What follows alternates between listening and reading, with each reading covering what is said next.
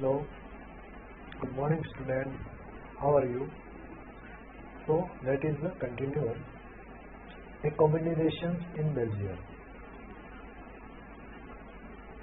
On yesterday discussions,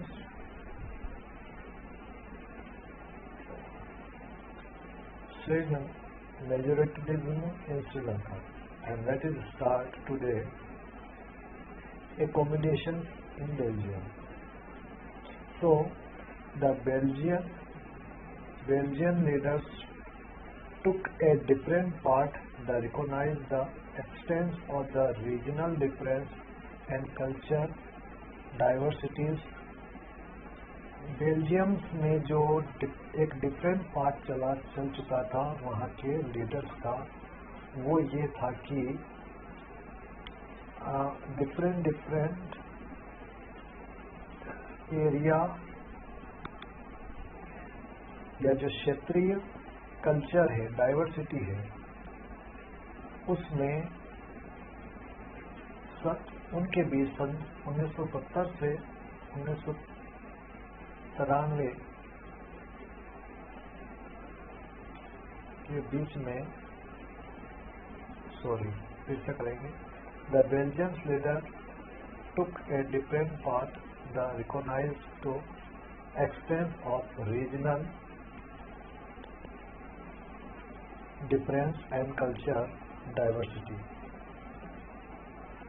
एक अलग ही रास्ते पर वहाँ के बेल्जियम के लीडर चल पड़े थे, जिसमें क्षेत्रीय अंतर, वहाँ के कल्चर और वहाँ की विविधता या डाइवर्सिटी को लेकर between 1970 and 1993 they amended the constitution 4 times so as to work out an arrangement that would enable everyone to live together within the same country.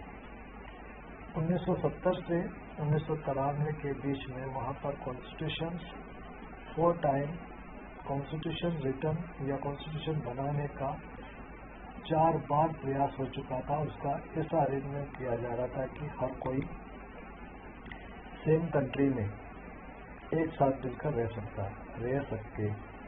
The arrangement they work out is different from any country and very involved her are some of element of Belgium model.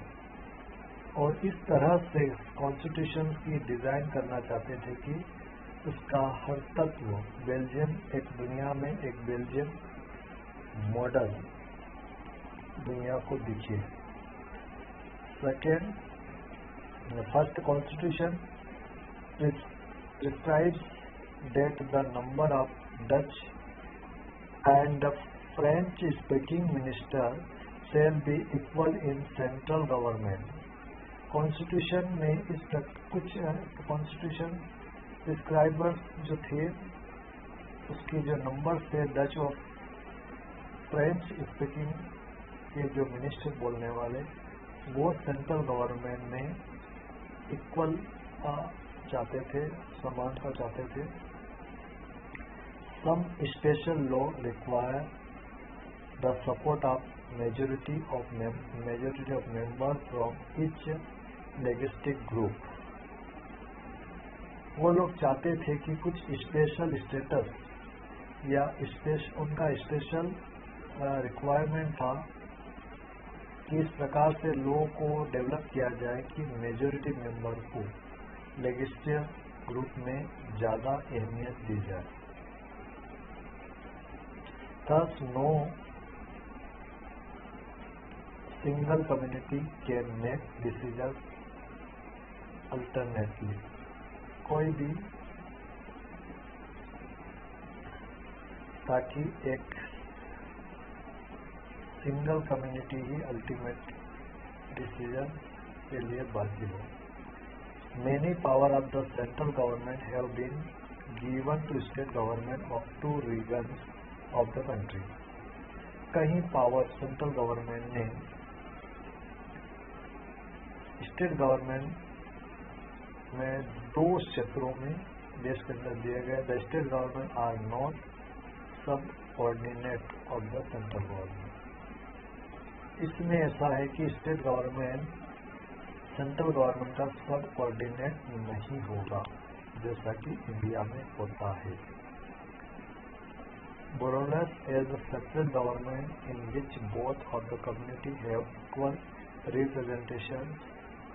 The French-speaking people accept equal representation in Borolas because the Dutch-speaking community has accept equal representation in the central government.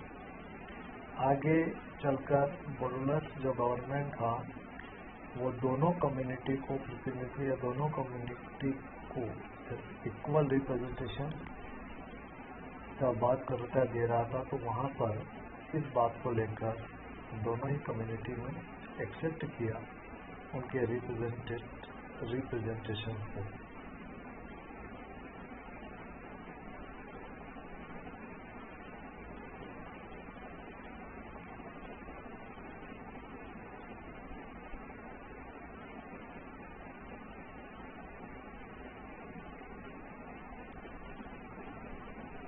For example, given a newspaper, one article, read any newspaper for 1 week and make shiftings of news related ongoing conflicts or war. A group of 5 students could pull the clippings together and to the following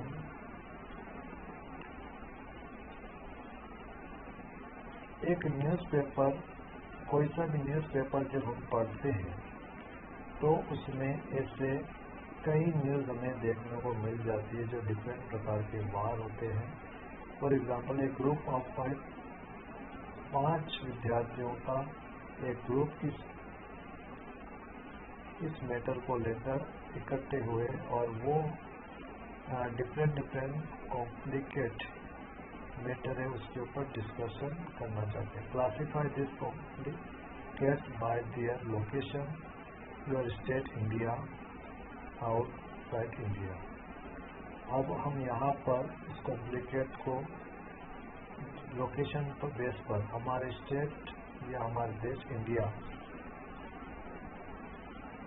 या India से बाहर। दूसरा, find out the case of each this complicate, how many of related to power sharing disputes.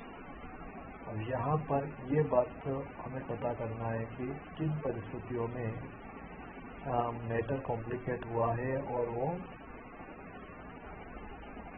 किन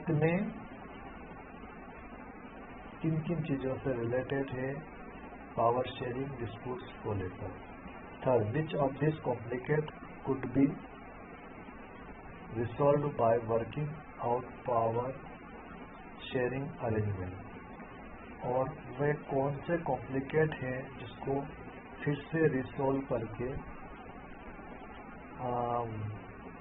शक्ति के रूप में arrangement किया जा सके। So, next, what do we learn from these two stories of Belgium and Sri Lanka? Both are democracies, yet they dealt with the question of power sharing differently. दो story यहाँ पर डिस्कशन किया गया है, एक बेल्जियम और दूसरा श्रीलंका। दोनों ही कंट्री डेमोक्रेसीज हैं, बट यहाँ पावर शेयरिंग का जो सवाल पैदा हो रहा है डिफरेंट आ रहा है। वो क्या है? In Belgium the leader have released that the unity of country is possible only by representing the feeling and intense of different communities. जहाँ बेल्जियम की बात करें तो वहाँ के अधिकतर लीडर्स ये रियलाइज कर रहे थे कि अगर देश में कंट्रीज में यूनिटी बनाए रखना है तो पॉसिबल होगा हर किसी वहाँ का हर किसी की फीलिंग को रिस्पेक्ट देना और उनका जो इंटरेस्ट है उसको भी बनाए रखना। Community regions such is the religions resolved in naturally acceptable arrangement for sharing power। तो वहाँ पर उन बातों का समझौता या एक्सेप्ट किया गया इस प्रकार से कि वास्तविकता को जो रिजल्ट है या जो परिणाम है उसको देखकर। वहीं पर Sri Lanka show us the contrasting example, it shows us that the majority community wants to force its dominance over others, the refuse to share power, it can undermine the unity of country. But Sri Lanka में वहाँ पर ये दिखाई दे रहा था कि majority community है वो दबाव बनाकर चीज़ों को रिफ्यूज कर रही थी, पावर, खास करके पावर शेयरिंग को। तो यहाँ पर देश की जो यूनिटी थी उस पर क्वेश्चन मार्क था।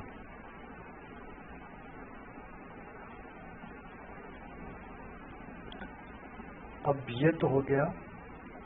अब आते हैं why power sharing is distributable. क्यों पावर शेयरिंग या शक्ति का विभाजन जरूरी होता है या ऐसा क्यों किया गया? Thus, two different set of the reason can be given in favor of power sharing.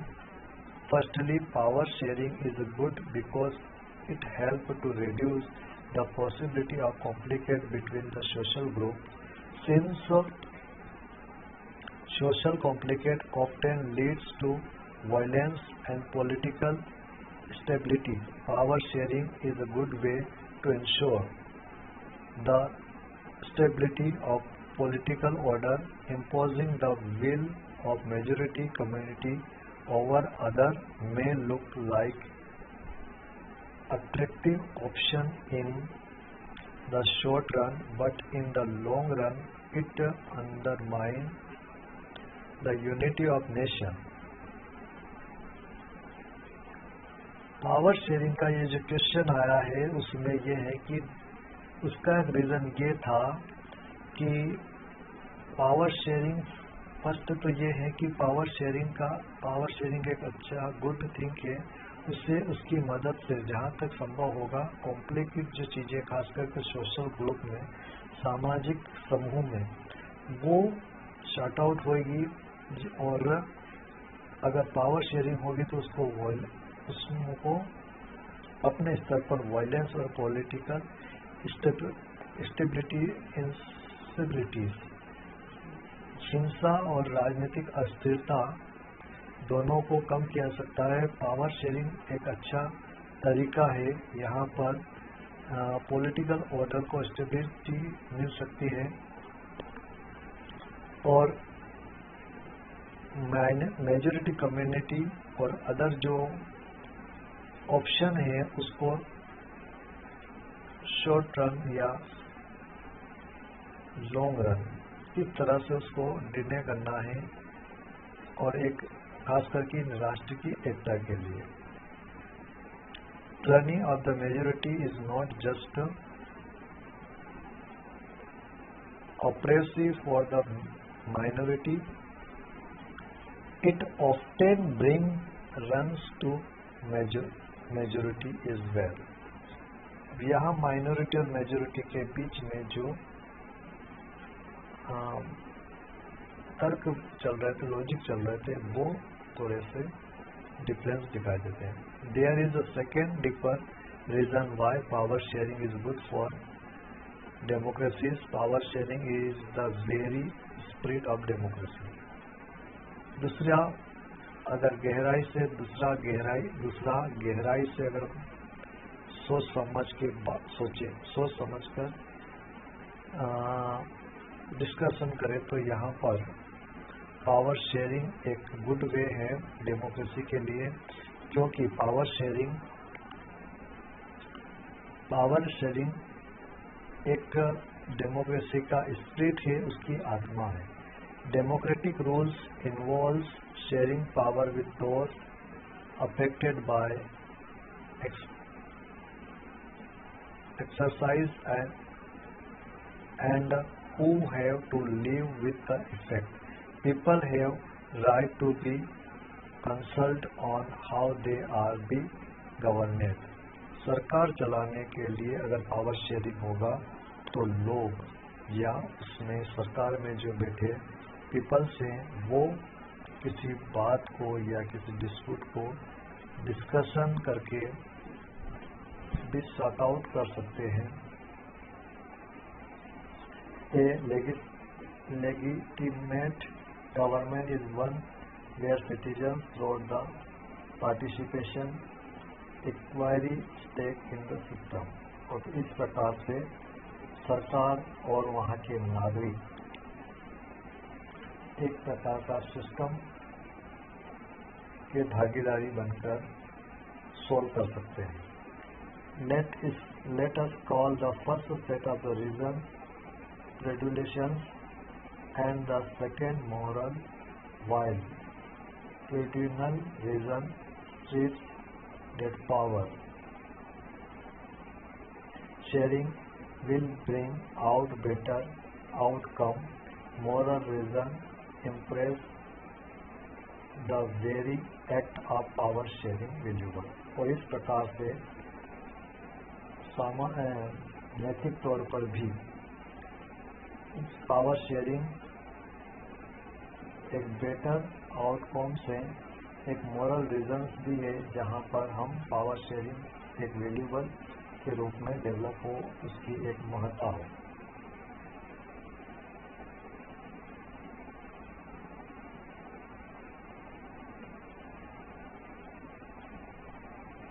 So this is